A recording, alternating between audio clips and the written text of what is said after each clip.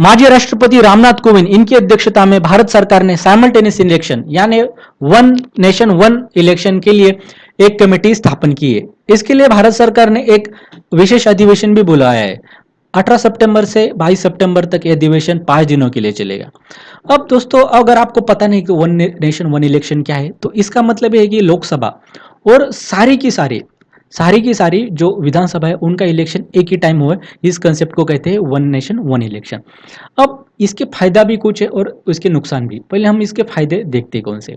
अब हम अगर बिहार का देखिए तो बिहार में इलेक्शन हुआ था 2015 में, तो वो खर्चा आया था इसका 300 करोड़। अब इतना बड़ा खर्चा होता है एक स्टेट के लिए, तो पूरे भारत देश में काफी इलेक्शन के लिए बार बार खर्चा आता है। इसलिए देखिए, अगर एक बार ही इलेक्शन हुआ वन साइमल्टेनियस इलेक्शन, तो इसकी वजह से खर्चे में काफी कमतरता आएगी, कम होगा। It reduces expenditure.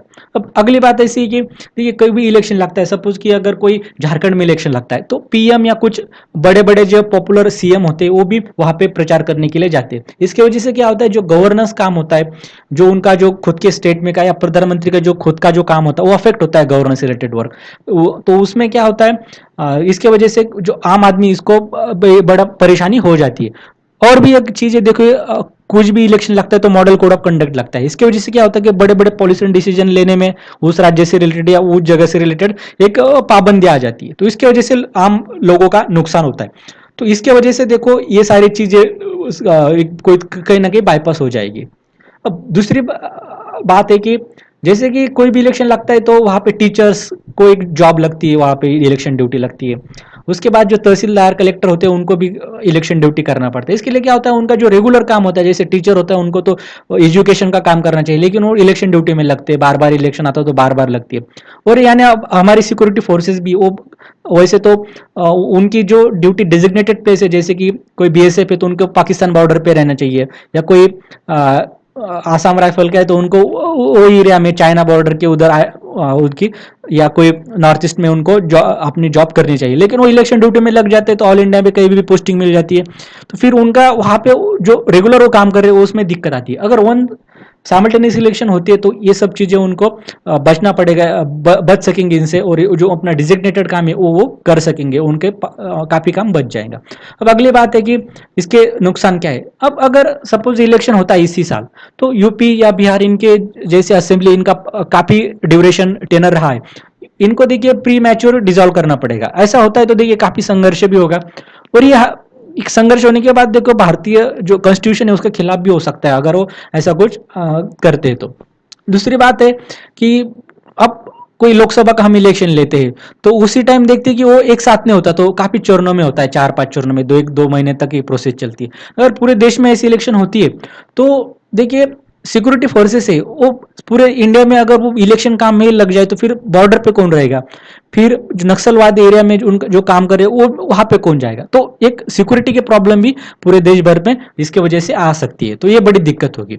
अब अगली बात ऐसी है कि देखिए, हमारे जैसे भारत में कई इलेक्शन एक स्टेट में लगता है, सपोज कि तमिलनाडु में इलेक्शन लगा है, वहां पे ईवीएम उन्होंने इस्तेमाल की, बाद में फिर ये इलेक्शन किसी और स्टेट में लगता है, कि जैसे कि यूपी में लग गया, तो फिर वहां से कुछ ईवीएम इलेक्शन कमीशन लाता है। तो इसकी वजह से क्या होता है कि एक ही रिसोर्सेज जो होता है उसका एक अच्छा सा यूज हो जाता है। अगर एक ही साथ इतने सारे इलेक्शन करने पड़े तो ईवीएम की काफी कमतरता आएगी, इसकी वजह से काफी ईवीएम नए खरीदने पड़ेंगे। तो इसकी वजह से क्या होगा कि जो ईवीएम पे खर्चा काफी बढ़ेगा, तो अल्टीमेटली खर्चे तो बढ़ने वाले।